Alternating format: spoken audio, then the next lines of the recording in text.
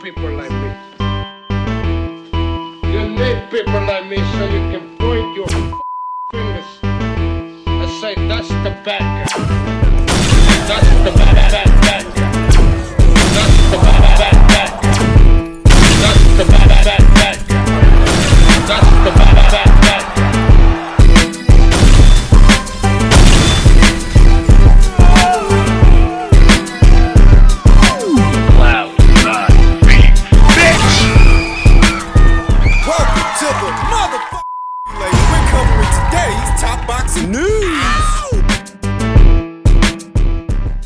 Okay, we'll start with this. On the heels of his big revenge win over Chris Eubank Jr., Eddie Hearn now claims that Conor Benn is the star of the welterweight division. Eddie Hearn, perhaps the most efficient salesman operating in boxing today, is a merchant of outlandish claims. And in the first few minutes of Sunday morning, in the press auditorium at Tottenham Hotspur Stadium, Hearn made a statement on Conor Benn that is sure to raise a few eyebrows and ruffle a few feathers. A little over an hour after Benn's hand had been raised, in center pitch, after 12 one-sided rounds with Chris Eubank Jr., he sat at the top of the table, fielding questions on his future, which he insists now belongs at welterweight. Hearn, to his left, pointed at the 29-year-old Benn and suggested he is now the biggest player at 147. With all due respect to Haney, Norman, Rolly Romero, Lewis Crocker, who we represent, Hearn said Conor is the star of the welterweight division. Benn has not made the weight in 3.5 years and does not hold a belt in that division. So how could he be a star?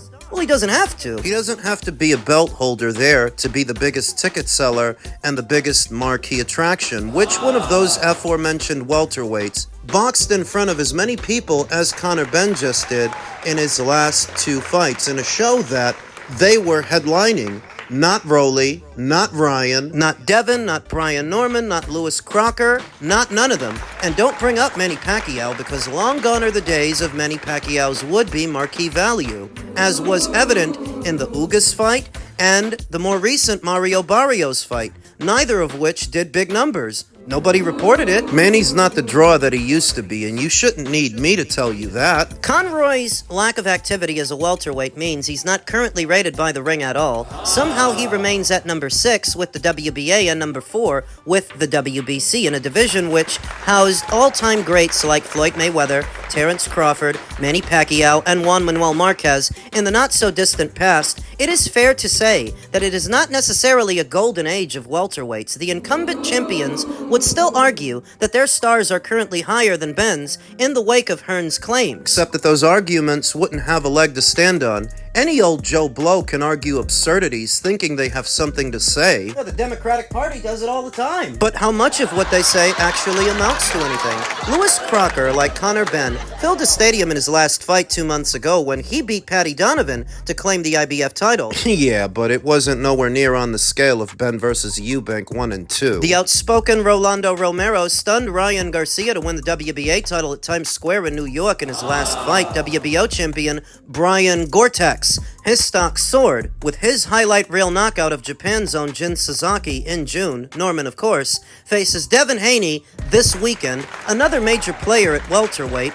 The winner will no doubt refute Hearn's suggestion, but even with all that context, the Matchroom chief might just have a point. It ain't no might in it. He's right. Right now, Conor Benn, upon his return to the welterweight division, will be the biggest draw in that division. I would say that Ryan Garcia, if he can beat Mario Barrios early next year and become WBC champion, he's number 2. Though by how much, we don't know, because it's not like the Devin Haney fight did huge numbers. It didn't. And his last fight with Rolly Romero, that didn't do big numbers either. How do you know? Oscar De La Hoya himself, who promoted the Garcia versus Haney fight, he's the one who said it didn't do big numbers. And if the Romero fight would have did big numbers, we would have heard about it by now. That fight was months ago. Nobody reported big buys for that Times Square fight. So with context, the Matchroom chief might just have a point. Conor is the man at the weight. This is the money in the division, Hearn said, pointing to Benn. and that's why everyone is calling him out. The fourth and final champion at welter is Mario Barrios, who holds the WBC title that Benn wants more than any other. He looks set to face Garcia sometime early next year. And we'll see what that fight does, and if it's bigger than the Benn versus Eubank fights. Hearn will look to match Benn versus whoever emerges victorious as quickly as possible. Given he weighed in at 159.5 pounds for his rematch with Eubank, there will be some weight loss required for Benn, who will no doubt enjoy his Christmas before an outing in May or June of next year. A fight between Benn, the most famous face in British boxing outside of the heavyweight division, and Garcia, should he win, would be an instant box office fight. Although Barrios versus Benn would be big in the context of Benn's career, a showdown with Garcia would be a commercial behemoth. Crocker versus Benn, particularly outdoors in the UK, would land domestically, but would not carry the same transatlantic appeal. Meanwhile, none of Romero, Haney, or Norman can draw the sort of numbers that Benn did at the gate. He's right. I mean, Devin Haney has to be one of the most overpaid fighters I've seen in the last 5 years. He makes big money, he does, but it's not for his drawing power. From the very beginning, DAZN overpaid Devin Haney on the premise that they were trying desperately to funnel US talent to their platform, and thus, they were willing to overpay him. And based on being overpaid, that's why he's been making so much. It's not because of what he draws or what he generates, it's because he's been overpaid. And while I like Brian Norman as a person and as a fighter, he's not a draw, not yet. Don't forget that not but 2 fights ago, he was boxing on Michaela Mayer's undercard. Broly, forget about Roly.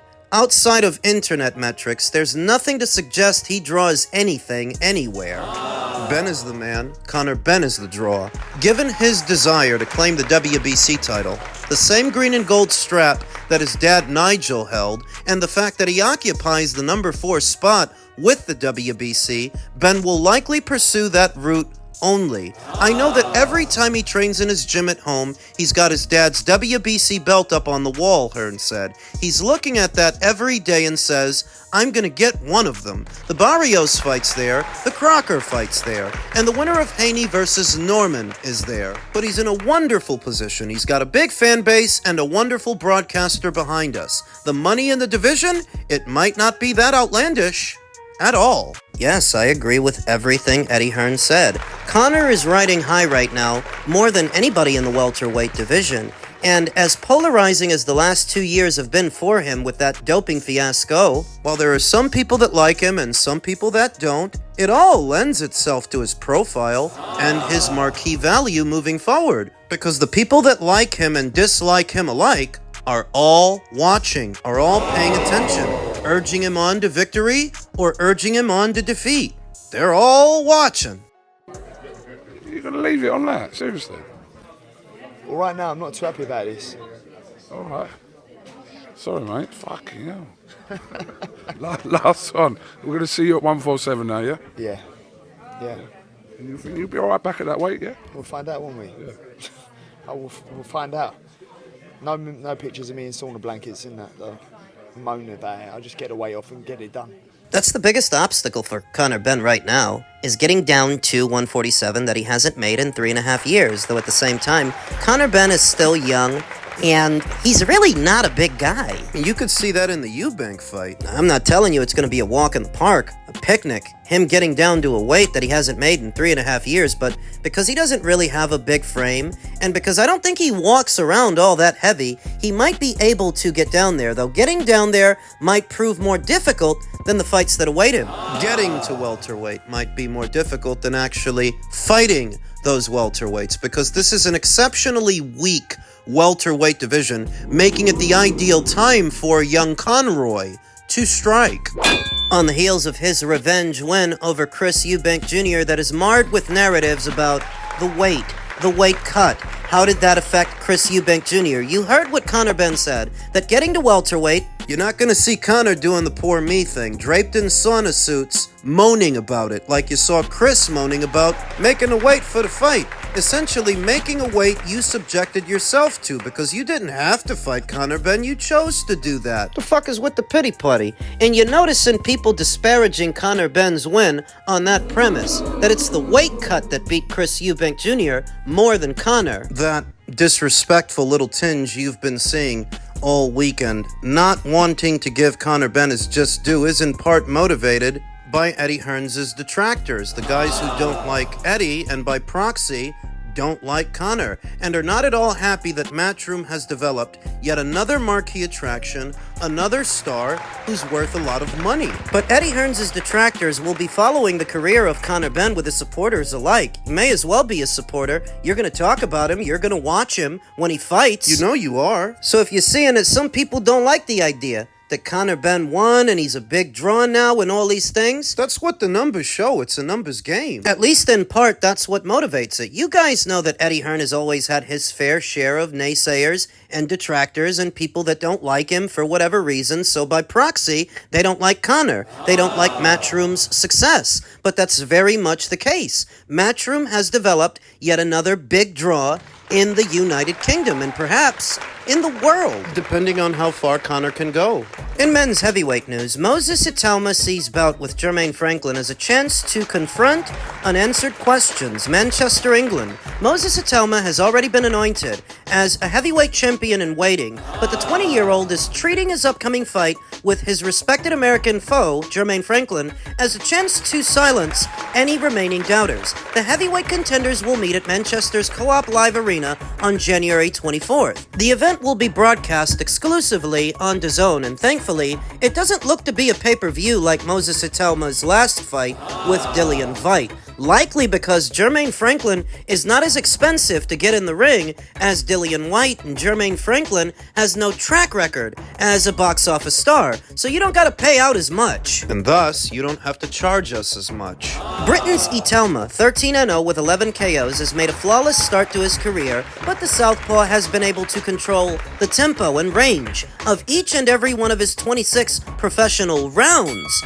with his fast, accurate punching, and efficient footwork. Though if there aren't more people celebratory about his big win over Dillian Whyte, it's because a lot of people already thought that Dylan was a shot fighter before Itauma knocked him out. So a more durable fighter like Jermaine Franklin, a common opponent between them, might answer the unanswered questions. Yes, Dillian Whyte did beat Jermaine Franklin, but he didn't knock him out. And neither did Anthony Joshua, so by all accounts, Jermaine is a durable fighter who's been in there with two of the bigger punchers in today's heavyweight division, and neither of them could stop him. If Itauma can, that's quite the statement. If that Jermaine Franklin can survive the inevitable early storm and force Itauma past the 6th round for the first time, his resoluteness, old-school style, and educated aggression could well drag the younger foe to places he hasn't been yet. Jermaine Franklin, great fight, great fighter. The guy's just come off a great win over Ivan Ditchko. The reason why everybody feels that it's a perfect fight is because what he does well are question marks on my career, Itauma said on Monday's launch press conference. I believe this fight is the best for my development. And not only that, it's like I can finally, shut a few people up. It's just the only one I ain't trying to get. Trying to get the answer is, how's Moses Itauma's chin? Ain't nobody trying to answer that one. It is true that Moses, as promising as he looks, he hasn't been chin-checked yet. We haven't seen him weather the storm after a hard punch lands, mostly because a lot of his fights really don't last that long. And the guy he's about to fight, Jermaine Franklin, for all of his virtues, he does have that drawback that Jermaine is not known as all that concussive a puncher. He's not a big puncher. So the acid test here, it's not whether or not he can hold a hard shot, so much as how will his fitness hold up if Jermaine drags him into the later rounds, because nobody else has been able to. Jermaine is a lot more durable than anybody that Moses has fought so far. Can Moses stay in character if the fight goes a few rounds, into the middle and towards the end? We'll see. Itauma has been guided perfectly through the lower tiers of the heavyweight division, but he is being positioned for a world title shot at some point next year. Franklin has been selected as the ideal opponent to help him graduate to world level. The 32-year-old isn't at the end of a long, grueling career. Neither is he untested or a stranger to the big occasion. Franklin showed up well in his decision defeats to two-time heavyweight champion Anthony Joshua and Dillian Whyte, whilst the world's top 20 heavyweights have been involved in an unofficial round robin over the past 2 years, he's had to sit on the outside and hold a watching brief.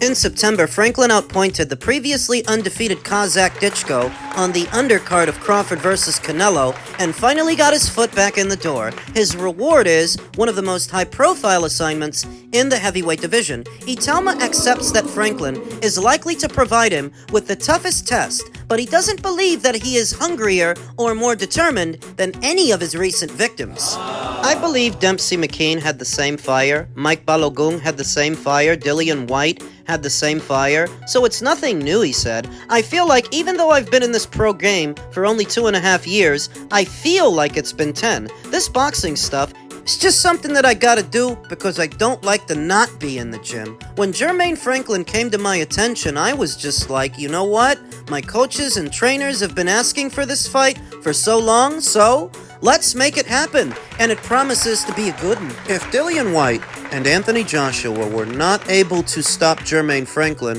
why are we supposed to believe Moses can when he's a lot greener than they were? Believe it or not, it's because they were both caught in between styles when they fought Jermaine Franklin, working on things and still trying to improve. On one end, you have a durable fighter in Jermaine Franklin, and on the other end, you had two opponents who were fighting quite cautiously, not really committing to their power shots for fear of what might come back at them. Moses, because he's so young, just getting started, he's not yet developed that fear. No, he's all about making statements right now. He's hungry. Now, that doesn't mean that he can go in there with Jermaine and just throw caution to the wind. But what it does mean is he's throwing with a lot more conviction and a lot more spite than those war-torn fighters Jermaine fought before. A great prize awaits him if he can make it past Jermaine Franklin, as the winner of Kubrat Pulev versus Murat Gassiev is now under orders to face